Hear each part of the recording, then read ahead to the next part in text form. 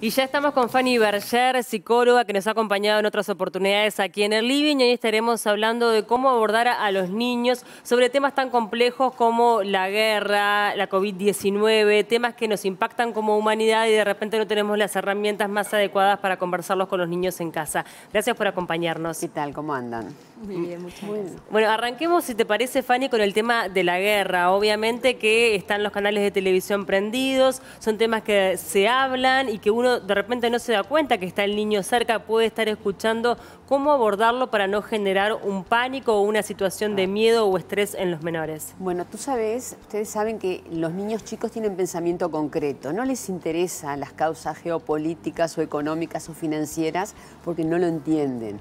Ellos les importa, ¿qué les importa? Que el papá, la mamá, el adulto que esté a su lado los contengan y los sostengan, porque si nosotros, los grandes, cuando vemos esas escenas de madres y niños y casas bombardeadas, nos deprimimos y nos sentimos mal, imagínense en un niño que no entiende nada. Entonces, la primera herramienta, el adulto que esté al lado de estos chicos que tienen pensamiento concreto, hasta los 7, 8 años, es dejarlos hablar, sostenerlos, contenerlos, validar lo que sienten, porque todo es válido. Tristeza por la pérdida, ven como los niños se van con una valijita chiquititos, rabia, impotencia por las bombas que caen, miedo, preocupación. Los niños uruguayos empezaron a preguntar, ¿mamá, va a haber guerra en Uruguay? Empieza el miedo a la muerte, el miedo a la agresión. Entonces lo primero es escuchar. No hay que convencer, no pasa nada, no. Segundo, es una linda oportunidad de desarrollar la empatía, porque esas escenas que a todo el mundo nos deja mal, al niño también. Entonces, cuando el niño habla y dice, mirá esto sí, están sufriendo, y no generalizar el dolor a todos, o sea, no tomar partido por ningún bando. Los niños que dejan a sus padres que entran al ejército, los soldados del otro bando que están siendo heridos o asesinados. Desarrollar la empatía, pero para no quedarnos en eso de la tristeza estéril, como la llamo yo, aprovechar y desarrollar la solidaridad. Bueno, ¿sabés qué? Estos niños que están con la valijita, aparte con las madres, dejaron todos los chiches, los juguetes, la ropa. Bueno, ¿qué tal si les mandamos y realmente hacer una colecta o a ver qué juguete no lo necesitas porque ya sos grande, qué ropa le podemos mandar? O sea, aprovechar eso, porque está comprobado que las acciones buenas alivian el dolor, lo disminuyen, nos humaniza, porque si nos quedamos en la queja, ay qué horrible las bombas, ay qué horrible ay qué horrible lo otro, pobres niños, que es la verdad, no es un buen ejemplo. Entonces, encontrar la forma de que el niño diga, sí, es doloroso, claro que sí, no va a llegar acá la guerra, pero esos niños, ¿cómo podemos ayudarlos? No con la queja, le mandamos lo que ellos necesitan. Me parece que eso es lo más lindo. A mí me ha tocado charlar, estar en encuentros bastante íntimos con personas que pasaron la guerra, hoy ya son adultos, algunos ya no están vivos, ¿no? Y yo les pregunté cuando venían los bombardeos, cuando venían a agarrarlos, qué era lo que les sirvió, y siempre me dijeron lo mismo, la seguridad que me daba o mamá o mi papá o mi hermana mayor, el abrazo. No les importa al niño si Putin es esto o lo otro, si los ucranianos tienen armas biológicas, no.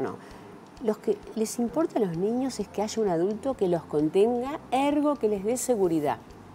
Eso sería, pero así, es un resumen bien resumido, ¿no? Sí, pero es bien interesante porque lo que tú decías, cuántas veces queremos como aliviarles por otro lado, ¿no? Por aquello de no pasa nada o no va a llegar a Uruguay, pero no, esto de la escucha. Hablábamos también, Paula, te lo decía al inicio, pasó algo similar, el temor, pero estuvo mucho más cerca, fue cuando el COVID y sobre todo toda esta situación que vivíamos con los abuelos, ¿verdad? Aquello de no poder verlos, aquello de que teníamos un bicho, ¿se acuerdan cuántos niños veíamos en redes sociales diciendo que no salgas porque está el coronavirus, porque hay que limpiarse las manos? Bueno, ¿cómo manejamos toda esa cantidad de temores? Y tú lo decías, el miedo a la muerte, que a esa edad tampoco se entiende mucho qué es. ¿Cómo manejamos? ¿Qué pasó ahí qué es lo que tú viste y cómo manejamos esas situaciones. Claro, el miedo a la muerte porque como tienen pensamiento concreto, la muerte es alguien que se va y no regresa, no entienden. A mí me gusta aprovechar las oportunidades para transmutar y ver algo positivo. ¿Sabes cómo? Yo trabajaría el autocuidado, porque todavía estamos en pandemia o epidemia, como no importa la palabra, y todavía está el peligro. Entonces, según la edad, le demostraría al niño, bueno, el tapabocas, está la vacuna, la distancia, o sea, siempre el niño necesita ver que hay adultos que lo cuidan. Lo mismo, bueno, es verdad, estamos mejor que antes porque hay una vacuna.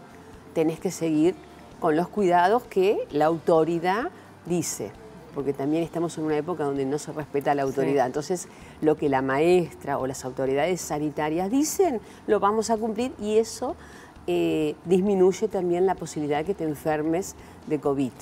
Te escuchaba cuando hablabas de la necesidad del niño de tener a ese referente que lo cuide, que de alguna forma le dé la contención que necesita. Pensaba en la película La vida es bella, en donde allí también el padre cumple un rol muy importante en un momento muy crítico, muy difícil.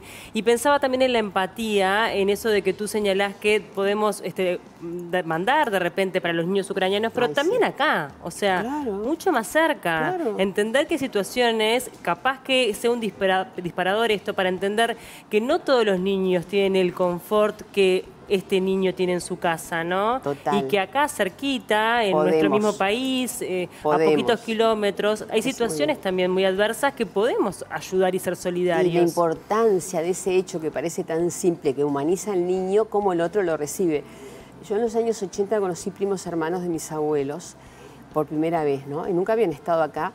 Y mis abuelos vinieron en el 30. Imagínate que los conocí 40 y pico de años. Y un señor, no me puedo olvidar, estaba en un campamento de refugiados de la UNRWA, de desplazados. Y dice que se acuerda el café que le mandaba a mi abuelo, que no lo puede olvidar, 47 años. Habían pasado, y cuando le conté a mi abuelo y a mi abuela, me dice, bueno, qué suerte que se acordaron del café, porque no se acordó de los dólares que mandaban, porque, claro, se acordó del café. Claro, el gesto de amor, de eso, de cuidado, lo que vos dijiste. Sí. Mirá lo que uno se acuerda, ¿no? Bien, o sea que es una oportunidad justamente para desarrollar la empatía. Claro. Ahora, hay que ser cuidadoso con los niños, por ejemplo, cuando tenemos a los medios de comunicación que están invadidos con estos temas, también de repente con situaciones de violencia que puedan ocurrir en nuestro país, con el tema de la delincuencia. ¿Son cosas que de repente los niños no deberían ver o es imposible que eso pase? Bueno, en teoría no deberían ver, pero como los niños salen a la calle y ven violencia, ven asaltos o ven en la televisión, bueno, en realidad no tendrían que pasar. Y dos, ni nosotros los adultos tendríamos que verlos. Lo mismo, si el niño ve violencia, para que no, por ejemplo en la calle, los asaltos, los accidentes, que a veces son violentos, que hay sangre, no se puede negar lo que el niño está viendo, contenerlo, a ver qué siente, qué piensa, para que ese hecho tan fuerte, tan intenso, no se transforme en trauma. O sea, permitirle la expresión de sentimientos. Y si es chiquito, bueno, tal vez con el juego, si tiene 3, 4 años, los niños captan lo que a veces no saben cómo expresarlo porque no tienen desarrollado el lenguaje. Siempre se dan cuenta. Entonces, ya está el estímulo agresivo, dañino, tóxico, como se dice ahora. Bueno, entonces, nosotros como adultos tenemos que mostrarle de que, bueno, yo te escucho, compartir con otro, qué sentiste, ay, qué horrible, mamá, está lleno de ladrones, mirá cómo le tiró la cartera y la empujó. Bueno, pero viste, nosotros vamos por acá, como mostrarle recursos para cuidarnos de las cosas que suceden diariamente. Claro, pues no podemos darle, vos hablabas de la peli de La vida es bella. La vida es bella, que ahí lo que sucedía que él le creaba de una forma un mundo de fantasía para evitar el sufrimiento. Bueno, y ese es el peligro a veces, claro, ¿no? A mí esa película no me gustó, la vi 2 veces. Desde lo técnico seguramente es muy linda desde otro lugar a mí no emocional. Eso es un pensamiento mágico en un campo de concentración. En un campo de concentración.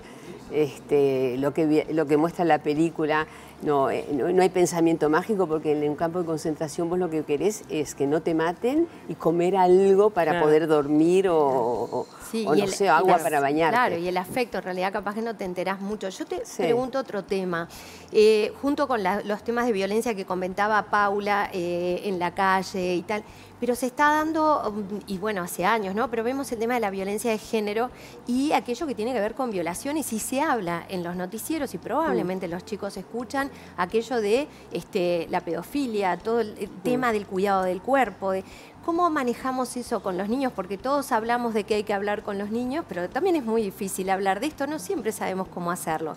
¿Cómo hablar de esto y de ese temor que da las noticias sobre violaciones, sobre mujeres que han sido asesinadas?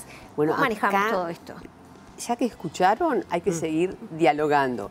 Depende del desarrollo. No es lo mismo con un adolescente, o puber de 11, 10 años, que vos le decís, ya podés hablar así. Pero con un niño de 6, 7 años lo que se puede hablar es que tenemos que tener cuidado, que no vamos con extraños, porque el tema violación a veces para un niño chico no lo entiende, pero sí el cuidado es los extraños, o que, por ejemplo, así como él va al baño a hacer las necesidades y no muestra partes íntimas, nadie lo puede tocar, o sea, siempre mostrando el límite y la voluntad del niño. Cuando son chicos tiene que ser algo muy simple porque no entienden lo que es la violación, pero entienden lo que es un límite corporal y entienden lo que es el cuidado. Yo me acuerdo de una forma de permitir que los niños vayan, por ejemplo, al supermercado. Le decís, bueno, si alguien te quiere dar un caramelo, un chocolate, no vayas, porque los niños chicos se tientan. Entonces, o sea, no por eso el niño va a pensar que todos son malos, pero va a tener cuidado que hay conductas que son medias raras, porque si yo ando por la calle y un señor me dice vení, vení, y me quiere dar un caramelo, eso que dijiste es importante, los niños se tientan, tienen esa inocencia y es difícil que tengan todo el tiempo esa alerta prendida, ¿verdad? Hay que trabajarla diariamente, hay que recordarlo cada vez que van a hacer algo. ¿Cómo trabajás en casa? Porque yo entiendo la escucha, pero después, si después que lo escuché, ¿cómo hago esa contención, verdad? Porque a veces hay que tener la herramienta como papá o como cuidador. Yo siempre digo como revertir en algo positivo. Violadores, guerras van a ver, ¿cómo me paro yo? Entonces, mostrarle al niño que no todos son violadores ni agresivos. Sí, pero que tiene que tener determinado cuidado con su cuerpo, el límite. Con las amistades, pues en la adolescencia, cuando cuentan que alguien le pegó al otro. ¿Y a vos qué te parece? Claro. ¿Te parece bien pegar? ¿Cómo podíamos haber resuelto ese problema? A través del diálogo. Ahí el tema de la comunicación me parece que es vital, ¿no? Claro. Ahora, cuando hablamos obviamente de un conflicto de guerra, hablamos de la COVID-19, lo que está allí de fondo es el miedo a la muerte, ¿no? Sí. De la muerte propia o el miedo a la muerte de tus seres queridos, de tus cuidadores. Sí. ¿Cómo hablar de la muerte con los niños? Mira, hasta los 7 años más o menos, porque me acuerdo que Piaget decía a los 8 o 9, pero ahora se desarrollan antes, vamos a poner 6, 7, no entienden lo que es la muerte, entienden que el que se muere se va y no regresa. Entonces, le podés decir que hay que tener cuidado, todo lo que dice la autoridad sanitaria. Por ejemplo, se muere un perrito y lo buscan, entonces un niño de 6 años, 5 años los va a buscar y le decís, el perrito se fue y no va a volver. Las causas, a veces te preguntan por qué, a veces hay que hacerlas bien simples, porque te preguntan por qué, pero lo importante es que no vuelve el pariente, la persona que se fue, el animal, y que no es su culpa porque están en una etapa que tienden a culpabilizarse. Sí, y te iba a preguntar, porque esto, que también lo he visto de cerca, a veces que aquello del que se fue y no vuelve, luego da temor a cuando un papá se va de viaje, cuando la abuela o el abuelo no lo ven varios días y creen que no va a volver. ¿Cómo manejamos la diferencia entre que se murió y que se fue pero va a volver? Mirá, depende de nuevo la edad. Si ahora estamos en la época de las redes y del WhatsApp, un niño de 6 años que tal vez no entienda bien el concepto de muerte como el concepto de tiempo, entonces, por ejemplo, puede llamada. hablar con el padre, que en Sí. realidad hay videollamada. ¿Y por qué no con el abuelo, que se O sea, se hacer murió? ese tipo de acciones para darle Concretas. esas certezas. Claro. Yo me Claro. acuerdo de alguien que me comentaba que cuando se iba de viaje le dejaba a la billetera algo a su hija y le decía, cuídamela, así me la das cuando vuelvo, dándole la certeza de que iba a volver y me parecía una linda Sí, señal. ahora con las ¿no? redes, eso habrá Ahora sido con hace las años, redes, ¿no? claro, ahora con Ahora, las redes la podemos videollamada. ahora Es todo sí, más sí. fácil, pero en Sí, o definitiva... si estás enfermo, a veces es difícil, pero sabés que la esperanza es que vuelva, ¿no? Claro. Entonces, bueno, a veces tener alguna herramienta muy concreta, lo que vos decís me parece que ahí es una Claro. clave Sí, sencilla. bien simple, ¿no? Bien. Bien simple y real. Me parece que eso es importante también destacar como para ir finalizando, Fanny, el tema de hablar con la verdad con los niños, Claro. es lo más importante, de una forma adecuada a su edad, con los términos adecuados a su edad y a su comprensión. Y bueno, y aprovechar este tipo de instancias tan complejas para desarrollar otro tipo de cosas que le puedan servir a su vida, como mencionabas, la empatía, la solidaridad, entender que la situación de todos es distinta y que hay que a veces ser un poco más solidario y abierto hacia los Claro que otros, sí. ¿no? Que quede un gran aprendizaje. Muchas gracias, Fanny. Gracias Siempre es a un gusto tenerte ustedes. acá en el Muchas living. gracias. Gracias, muchas gracias.